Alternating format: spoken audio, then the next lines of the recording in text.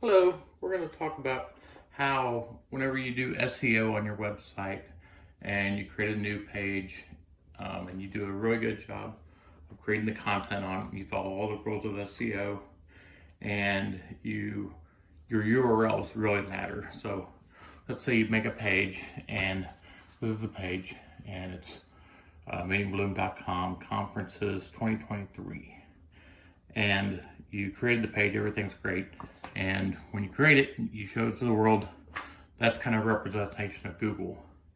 And Google takes it and says, okay, I'm going to do something with this page. I know what your site is like. I'm going to take that, and after time, a few 6 months or so, I'm going to categorize this the way I need to categorize it. So Google categorizes it into their library indexing, and now people can find that 2023 site. The issue with this is that page was dated with a URL, so 2023 was the URL. And next year, you get your new list of meetings, and you labeled it meetingbloom.com/conferences 2024. And now your new year, you had it all created, you threw it out on Google. Google looks at it and says, oh, okay, I'm going to do something with this. I better start indexing. And after about 6 months or so, Google figures it out and indexes it where it needs to. And now people can really find that content. My suggestion for this, instead of doing that, is to name URL something that would be usable every year no matter what. So this is meetingbloom.com/conferences/upcoming. So what this page does is you get it done, you got it all created. That's for the 2023 year. Instead of date coding it, now Google takes that page and says, okay, I'm going to figure out what your site's about, and I'm going to index that page where I need to index it. And now, 6 months you have good indexing of that upcoming page. Now, a customer can find your 2023 conference data, and the next year, when the next year starts up, you start changing the content on this upcoming page. Now, your Google doesn't have to re-index it. So Google knows, okay, this is this customer's upcoming conferences. I'm just going to leave it where it's at. It's all good. So instead of Google trying to spend, 2, 3, 4, 6 months even of time trying to index this into Google's library for the customer to find it, now it's, hey, I've already got this indexed.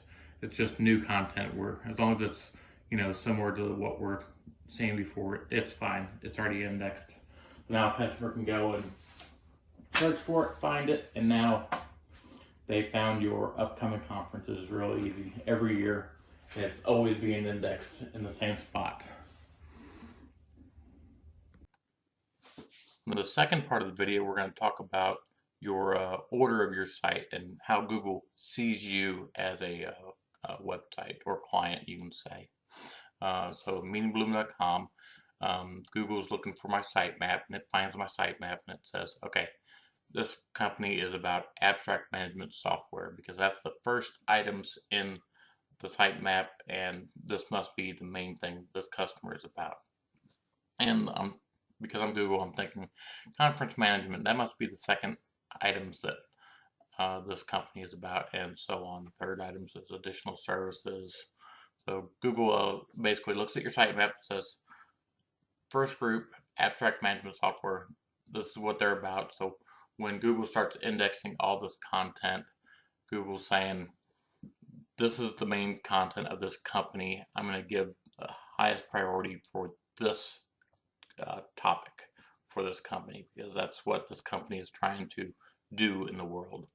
So if I had, for instance, if I had abstract management software tab second or third, Google would say, oh, that's not as important to this company. So even though this is good content for SEO structure, I'm going to give it a little lower rankings because it's not as important to our what this company is.